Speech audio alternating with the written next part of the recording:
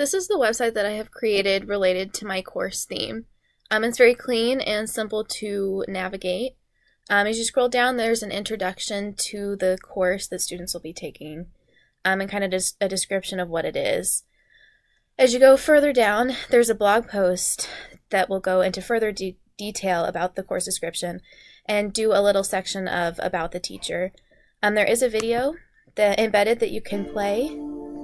And as you scroll back up to the top, if it'll scroll, there we go. You can access a calendar. I put Purdue's on there as an example for both parents and students. If you go over to the next tab, this slide will be a resource for parents to access any information detailed for them specifically. They'll also get reminders for assignments and big projects their students have due. The next tab over is a list of all the assignments students will have. It'll be by week and by due date within that week. And then the last tab is full of links related to the course theme.